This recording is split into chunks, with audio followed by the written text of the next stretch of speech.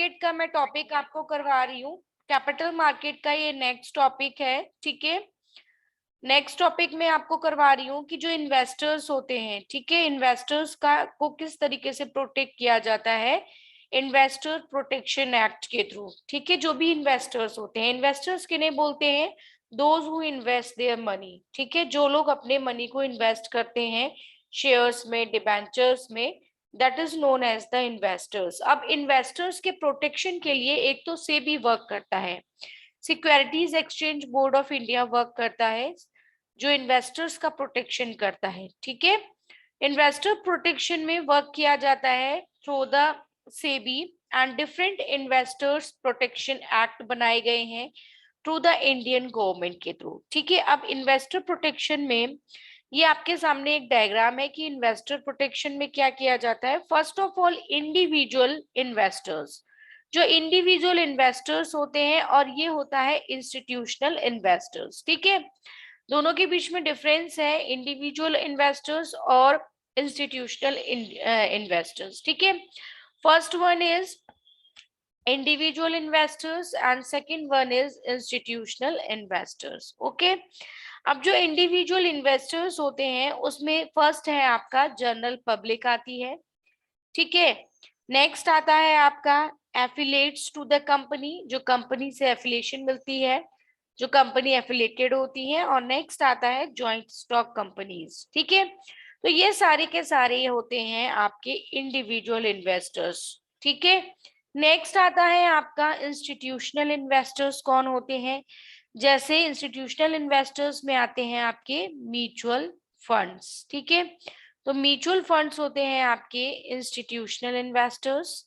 Next जो second point है वो है आपका म्यूचुअल फंड्स के बाद सेकंड है आपका जो इंस्टीट्यूशनल इन्वेस्टर्स में आते हैं, जैसे आईसीआईसीआई, ठीक है, आईसीआईसीआई, ठीक है। तो ये आपका हो गया इंस्टीट्यूशनल इन्वेस्टर्स। उसके बाद में आता है एसएफसी। एसएफसी भी एक तरीके से इंस्टीट्यूशनल इन्वेस्टर्स हैं, ठीक है, जिसे हम बोलते हैं एसएफसी, एसएफसी, ठीक है। तो ये सारे के सारे इंस्टीट्यूशनल इन्वेस्टर्स हैं। थर्ड है आपका एनबीएफसीज, ठीक है। तो थर्ड वन इज एनबीएफसीज, ठीक है, एनबीएफ और सीज, ठीक है। तो ये भी आपके इंस्टीट्यूशनल इन्वेस्टर्स हैं। उसके बाद में जो फोर्थ वन है वो है आपका डिफरेंट, जो एलआईसी, जीसीआई, ये भी एक तरीके से इंस्टीट्यूशनल इन्वेस्टर्स हैं, ठीक है। अब इनका कुछ वर्क है इंस्टीट्यूशनल इन्वेस्टर्स के, वो वर्क देखिए कौन कौन से वर्क करते हैं ये जो इंस्टीट्यूशनल इन्वेस्टर्स होते हैं या फिर इन्वेस्टर्स प्रोटेक्शन होते हैं, ठीक है। तो कुछ रूल्स को फॉलो किया जाता है। डिफरेंट इन्वेस्टर्स जो होते हैं या फिर जो इन्वेस्टर्स इन्वेस्ट करते हैं उनको प्रोटेक्ट करने का जो वर्क होता है, ठीक है। यहाँ पे जितने भी इन्वेस्टर्स हैं उनको प्रोटेक्ट करने का जो वर्क है, उसे किस तरीके से प्रोटेक्ट किया जाता है इन्वेस्टर्स को, ठीक है, उनके प्रोटेक्शन के लिए वर्क किया जाता है, ठीक है। तो उनके प्रोटेक्शन के लिए जब वर्क किया जाता है तो डिफरेंट रूल्स एंड रेगुलेशंस को फॉलो किया जाता है। अब कौन कौन से रूल्स एंड रेगुलेशन है जिन्हें हम फॉलो करते हैं, ठीक है। अब देखिए यहाँ पे फर्स्ट ऑफ ऑल आपका आता है ग्रेवियंसेस अगेंस्ट द कंपनी, ठीक है। ग्रेवियंसेस मतलब होता है शिकायतें। तो यूजुअल ग्रेवियंसेस कौन से होते हैं? What are the usual grievances? Usual grievances कौन से हैं? यूजुअल ग्रेवियंसेस मींस होता है जो शिकायतें होती हैं वो कौन कौन सी होती हैं, ग्रेवियंसेस कौन कौन से होते हैं, ठीक है। ग्रेवियंसेस में कौन कौन से ग्रेवियंसेस हैं जो वर्क कर रहे हैं इन्वेस्टर्स प्रोटेक्शन के लिए, ग्रेवियंसेस वर्क कर रहे हैं। फर्स्ट जो ग्रेवियंसेस हैं वो है आपके delay in registering transfer of the securities, ठीक है।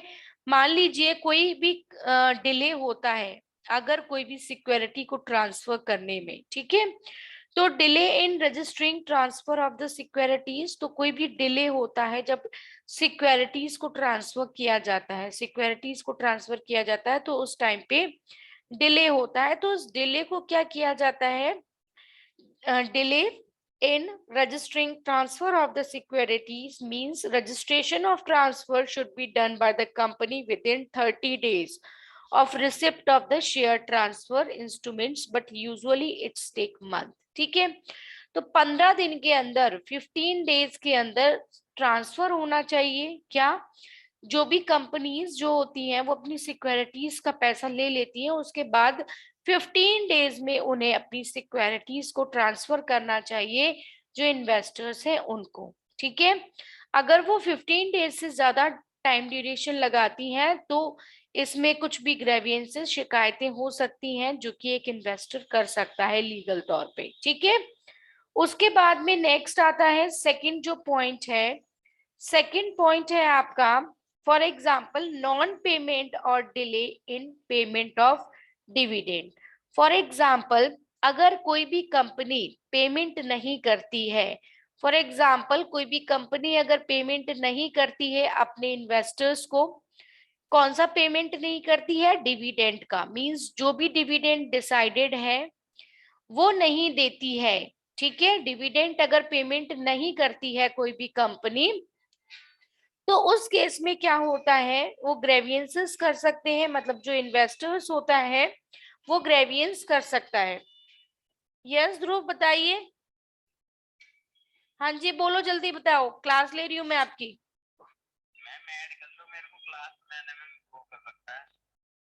किसने ऐड नहीं किया है आपको, आप तो आ ही नहीं रहे थे क्लास में।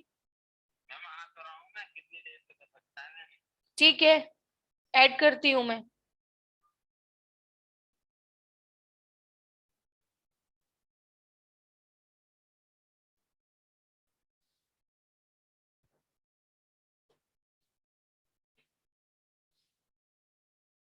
देखिए मैं आपको जो ये कंप्लीट करवा रही थी टॉपिक वो देखिए, इसमें क्या होता है, फर्स्ट ग्रेवियंसेस मींस होता है जो शिकायतें होती हैं। ठीक है, तो ग्रेवियंसेस कौन से कर सकता है, नॉन पेमेंट ऑफ डिविडेंड।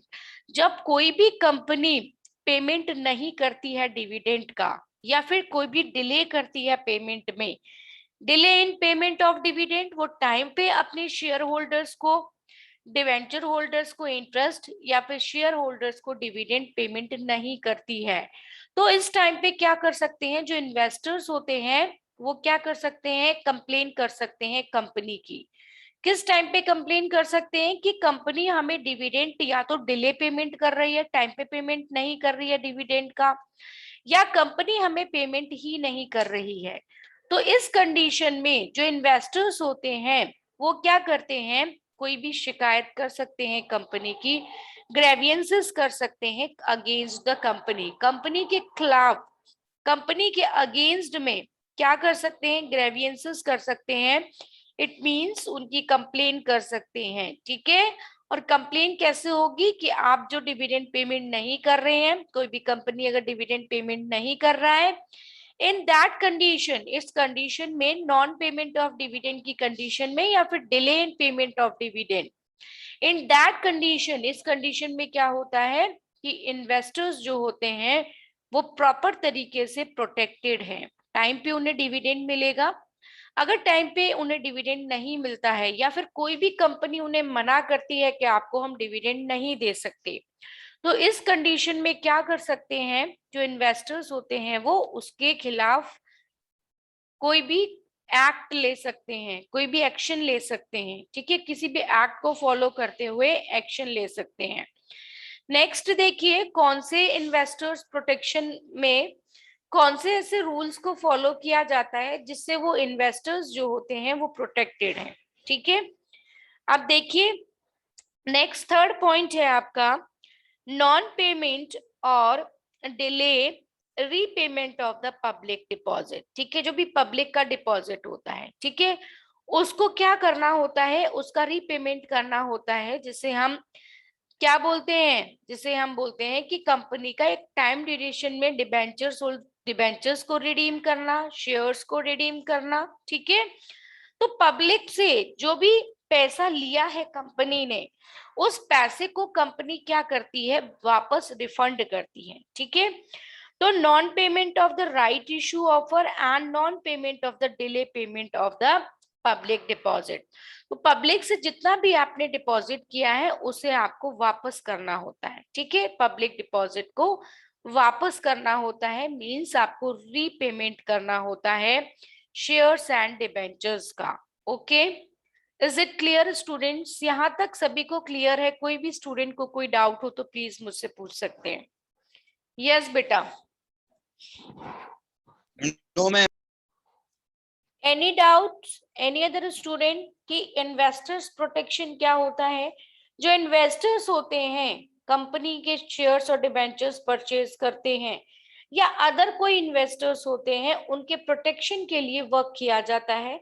वो प्रॉपर तरीके से सिक्योर होते हैं।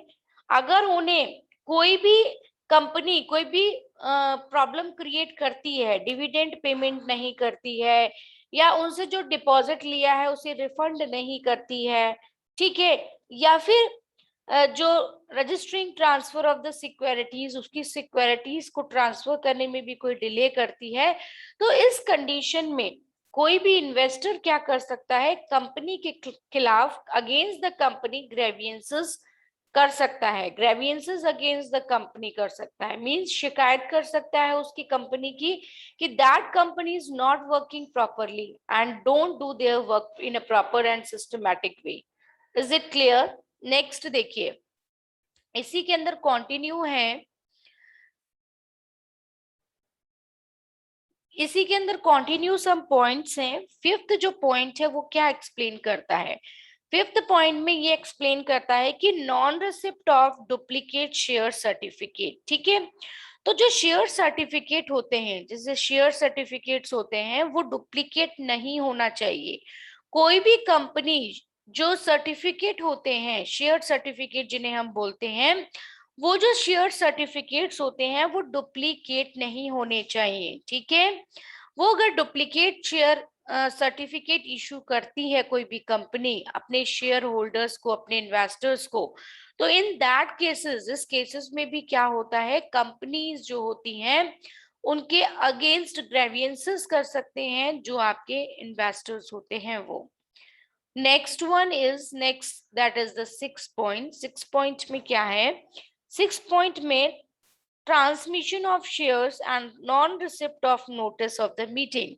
फॉर एग्जाम्पल, जो भी शेयर होल्डर्स होते हैं, आप सभी को पता है कि शेयर होल्डर्स जो होते हैं एक तरीके से कंपनी के कौन होते हैं? कंपनी के एक तरीके से ओनर होते हैं, ठीक है, ओनर ऑफ द कंपनी। तो उनको अगर कंपनी की कोई भी मीटिंग होती है, फॉर एग्जांपल कंपनी कोई भी मीटिंग ऑर्गेनाइज कर रही है, फॉर एग्जांपल कंपनी ने कोई मीटिंग ऑर्गेनाइज करी और मीटिंग का कोई भी नोटिस अपने शेयर होल्डर्स को नहीं पहुंचाया, टाइम पे नहीं उनको नोटिस मिला कि कोई मीटिंग भी है कंपनी की, तो इस कंडीशन में जो भी इन्वेस्टर होगा वो क्या कर सकता है? ग्रेवियंसेस कर सकता है against the company. Okay students, is it clear? Next देखिए, सेवेंथ पॉइंट आपका है, सेवेंथ पॉइंट है grievances against the stock brokers. अब जो इन्वेस्टर्स होते हैं, फर्स्ट जो ग्रेवियंसेस था उनका मींस शिकायतें थी, वो कंपनीज के अगेंस्ट कोई भी ग्रेवियंसेस कर सकते हैं, मतलब कंपनी के अगेंस्ट कोई भी क्या कर सकते हैं? कंप्लेन कर सकते हैं if the company is not working properly. Is it clear? Next जो पॉइंट है, इन्वेस्टर्स के पास और भी बहुत सारे राइट्स होते हैं। अब नेक्स्ट कौन से राइट्स हैं इन्वेस्टर्स के पास में? Grievances against the stock brokers. अगर जो स्टॉक ब्रोकर्स हैं वो सिस्टमैटिक वे से वर्क नहीं करते हैं, ठीक है, जो स्टॉक ब्रोकर्स हैं, if they are not working properly, stock brokers जो हैं अगर वो अच्छे से वर्क नहीं कर रहे हैं, if they are not doing the work properly, ठीक है, तो इस कंडीशन में क्या होता है? इस कंडीशन में क्या होता है कि स्टॉक ब्रोकर्स के लिए कुछ कंप्लेन दर्ज कर सकते हैं, ठीक है। कोई भी जो इन्वेस्टर होता है स्टॉक ब्रोकर के अगेंस्ट ग्रेवियंसेस कर सकता है। फर्स्ट ग्रेवियंसेस कौन से हैं? इन्वेस्टर्स के थ्रू कौन से ग्रेवियंसेस हैं जो स्टॉक ब्रोकर से रिलेटेड है? स्टॉक ब्रोकर अगर अच्छे से वर्क नहीं करेंगे तो इस कंडीशन में भी क्या होगा? जो स्टॉक ब्रोकर है उनके खिलाफ कंप्लेन हो सकती है, ठीक है। फर्स्ट वन इज डिले और default in a payment for the security sold. For example जो स्टॉक ब्रोकर्स हैं उन्होंने सिक्योरिटीज को सोल्ड किया है। सिक्योरिटीज को सोल्ड करने के बाद, क्योंकि स्टॉक ब्रोकर्स का अपना एक कमीशन होता है, जैसे 2% कमीशन होता है, 3% कमीशन होता है, ठीक है, 1.5% भी कमीशन होता है जो स्टॉक ब्रोकर्स का होता है, ठीक है। तो ये कमीशंस जो होते हैं, चाहे 2% कमीशन हो, चाहे 3% कमीशन हो, और चाहे 1.5% कमीशन हो, ठीक है। जब ये कमीशन होते हैं तो उस केसेस में क्या होता है, अगर कोई भी जो ब्रोकर होता है वो डिले करता है, ठीक है, पेमेंट ऑफ द सिक्योरिटीज, जो भी सिक्योरिटीज होती हैं उनके पेमेंट में, अगर सिक्योरिटीज उसने सेल कर दी है मार्केट में, सेल करने के बाद में अगर वो कोई भी डिले करता है पेमेंट में, तो इस केसेस में भी क्या होता है, उसके अगेंस्ट ग्रेवियंसेस हो सकते हैं। If the stock brokers is delaying to payment of the securities, in that condition क्या होता है, ग्रेवियंसेस हो सकते हैं against the stock brokers. Next, that one is the second point. Second point में क्या है, डिले और default in delivery of purchase securities to the client, ठीक है, डिले और default in the delivery of purchase securities to the client. अगर कोई भी डिले करते हैं, ठीक है, जो स्टॉक ब्रोकर है वो कोई भी डिले करता है किसके पेमेंट में, डिले इन द पेमेंट और default in the delivery for purchase securities to the client, जो सिक्योरिटीज परचेज की गई है क्लाइंट से, ठीक है, वो टाइम पे जा रही है कि नहीं जा रही है, अगर उसमें कोई भी डिले होता है तो जो स्टॉक ब्रोकर्स हैं उनके अगेंस्ट ग्रेवियंसेस हो सकते हैं। Next one is the third point. Third point is non issue of contact note. जो कॉन्टेक्ट नोट होता है वो अगर इशू नहीं करते हैं जो स्टॉक ब्रोकर्स होते हैं, ठीक है, if they are not issue the contract note, अगर वो कॉन्टेक्ट नोट को इशू नहीं करते हैं तो इस कंडीशन में भी कंपनीज क्या कर सकती हैं, उनके स्टॉक ब्रोकर्स जो इन्वेस्टर्स होते हैं वो स्टॉक ब्रोकर्स के अगेंस्ट ग्रेवियंसेस कर सकते हैं अगर वो सिस्टमैटिक वे से कॉन्टेक्ट नोट नहीं प्रोवाइड करते हैं, ठीक है। किसको कॉन्टेक्ट नोट नहीं देते हैं, जितने भी इन्वेस्टर्स होते हैं उनको कॉन्टेक्ट नोट नहीं मिलते हैं, इन that condition the stock brokers जो इन्वेस्टर्स होते हैं they take the grievances against the stock brokers. Okay, next one is the fourth point. Fourth point में है कि non issue of the contract note and just after that charging excess brokerage, ठीक है। Charging excess brokerage means जो भी brokerage का charge अगर extra लेते हैं स्टॉक ब्रोकर्स अगर शेयर होल्डर से, ठीक है, जो इन्वेस्टर्स होते हैं उनसे बहुत ज्यादा एक्सेस अमाउंट में चार्ज करते हैं, charge excess amount of money, ठीक है, excess amount of money charge करते हैं, एक्सेस मनी जब वो चार्ज करते हैं तो इन दैट कंडीशन, इस कंडीशन में क्या होता है, जो स्टॉक ब्रोकर्स होते हैं उनके अगेंस्ट ग्रेवियंसेस हो सकते हैं, और वो ग्रेवियंसेस कौन करता है, इन्वेस्टर्स जो होते हैं, ठीक है। इज इट क्लियर बेटा, यहाँ तक किसी भी स्टूडेंट को कोई भी डाउट हो तो प्लीज आप मुझे बताइए। Any doubt from your side? Yes students, is it clear? Is it clear students? Next one is non issue of contact note, just after that charging excess brokerage, if they are charging the excess brokerage charge करते हैं तो companies के against या फिर जो stock brokers हैं उनके against grievances हो सकते हैं। नेक्स्ट आता है आपका non passing of corporate benefits and over charging. Over charging अगर करते हैं, ओवर चार्जिंग किया जाता है किसके थ्रू, ओवर चार्जिंग अगर करते हैं, ठीक है, तो ओवर चार्जिंग के केसेस में भी क्या होता है, जो स्टॉक ब्रोकर्स होते हैं, ठीक है, उनके अगेंस्ट जो है इन्वेस्टर्स ग्रेवियंसेस कर सकते हैं if they are charging the over money, ठीक है। फॉर एग्जांपल कोई शेयर्स की जो वैल्यू है 10 रुपीज का शेयर है और आपको अगर ब्रोकेज के रेट से, मतलब जो ब्रोकर है उससे आपने परचेज किया है उसे 15 रुपीज में या 20 रुपीज में आपने उससे परचेज किया है, तो इस कंडीशन में क्या होगा, ओवर चार्ज आपसे ले रहा है ब्रोकर। जो डीलर हो रहा है, जो ब्रोकर होता है, वो आपसे ओवर चार्जिंग कर रहा है। इन दैट कंडीशन, उस कंडीशन में भी आप क्या कर सकते हैं, you registered some file against the stock brokers. ठीक है, अगेंस्ट उनके ग्रेवियंसेस तैयार कर सकते हैं against the stock brokers. Yes बेटा, any doubt? No ma'am. Is it clear? Yes ma'am. Next देखिए, कुछ अनुपम के अलावा एनी अदर स्टूडेंट्स, कोई भी ऐसा स्टूडेंट है जिससे क्लियर नहीं हुआ हो, जस्ट टेल मी बेटा, is it clear? Yes, any other student, just tell me, is it clear? Now next one is grievances against the depository participants। ठीक है, तो कुछ grievances होते हैं against the depository participants are there, different depository participants, okay।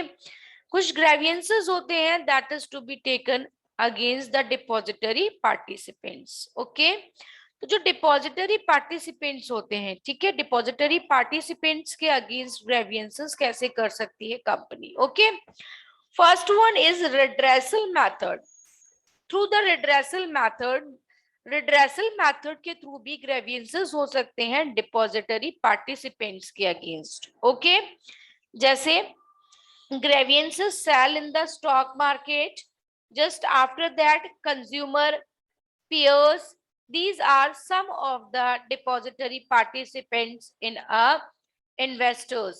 ठीक है, तो उसके बाद में आता है role of exchange, stock exchange in investors protection. अब आपने देखा होगा जो स्टॉक एक्सचेंज है उसका क्या रोल है, which role is to be performance by the stock exchange in investors protections।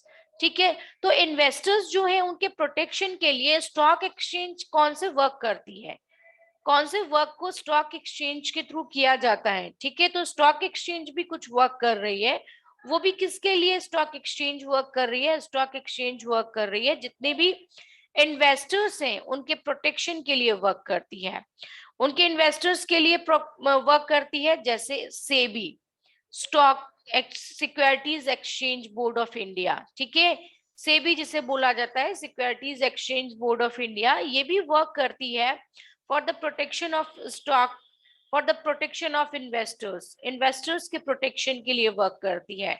ये इन्वेस्टर्स हैं और इनको प्रोटेक्ट कौन करती है, सेबी और स्टॉक एक्सचेंज। ठीक है, अब यहाँ पे जितने भी इन्वेस्टर्स हैं जो कि इन्वेस्ट करते हैं अपने पैसे को, उनके लिए वर्क करना। ठीक है, तो इन्वेस्टर्स के लिए वर्क करना। ठीक है, अब first one is different method और redressal of grievances against the company by investor services cell. अगर कोई भी कंपनी रूल्स एंड रेगुलेशंस को फॉलो नहीं करती है, ठीक है, कोई भी कंपनी रूल्स एंड रेगुलेशंस को फॉलो नहीं करती है और जितने भी इन्वेस्टर्स हैं उनके प्रोटेक्शन के लिए वर्क नहीं करती है, in that condition some grievances and action is to be taken by the government. Government भी कुछ एक्शंस लेती है और जो ग्रेवियंसेस होते हैं उन्हें लेती है against the company, okay. SEBI role in investors protection. अब कुछ सेबी के भी रोल्स है जो कि इन्वेस्टर्स प्रोटेक्शन में वर्क करते हैं। इन्वेस्टर्स कौन होते हैं? यस ध्रुव, ध्रुव, यस ध्रुव बताइए। Yes ma'am. What do you mean by investors? Investors ma'am, investors कौन होते हैं? जो इन्वेस्ट करते हैं मैम। किसमें इन्वेस्ट करते हैं? कंपनी में। कैसे इन्वेस्ट करेंगे वो? अपने पैसा लगाते हैं मैम उसमें प्रॉफिट के लिए।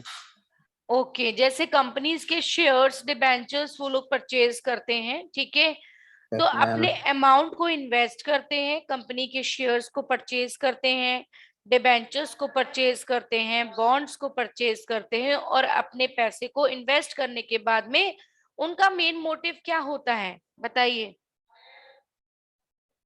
उनका मेन मोटिव क्या होता है? पैसा अर्न करना। ठीक है, तो इसके लिए वो वर्क करते हैं और सिक्योरिटीज में अपने पैसे को इन्वेस्ट करते हैं। ठीक है, लेकिन जो इन्वेस्टर्स होते हैं इनके प्रोटेक्शन के लिए भी कोई वर्क करता है, जैसे SEBI, securities exchange board of India, जो कि वर्क कर रहा है इन्वेस्टर्स प्रोटेक्शन एक्ट में। ठीक है, first one is approval of prospectus by the SEBI. अब जो अप्रूवल होता है, प्रोस्पेक्टस का जो अप्रूवल होता है, प्रोस्पेक्टस कौन इशू करता है? कंपनीज इशू करती है अपने प्रोस्पेक्टस को। ठीक है, तो प्रोस्पेक्टस को जब इशू किया जाता है बाय द सेबी के थ्रू, सेबी के थ्रू प्रोस्पेक्टस को इशू किया जाता है, तो इस कंडीशन में क्या होता है, उसका अप्रूवल कहाँ से मिलता है? ठीक है, तो जो सेबी होता है, सेबी अप्रूवल देता है कि आपका जो प्रोस्पेक्टस है वो अप्रूवल कौन देगा? सेबी देगा। ठीक है, approval of prospectus by the SEBI. Company के जो प्रोस्पेक्टस इशू होते हैं उनका जो अप्रूवल मिलता है वो सेबी के थ्रू मिलता है। ठीक है, सेबी अप्रूवल देता है कि किसी भी कंपनी का जो भी शेयर्स डिबेंचर्स इशू करना है और आपको कैसे अपने शेयर्स प्रोस्पेक्टस को राइट डाउन करना है, लिखना है, ये सारा जो वर्क होता है वो सेबी के थ्रू होता है। ठीक है, तो this is the work of the SEBI to give approval of the prospectus by the Securities Exchange Board of India. Is it clear, students? Any doubt? Just tell me. Yes. Yes, beta. Hello. Any doubt? Okay, now your class is over.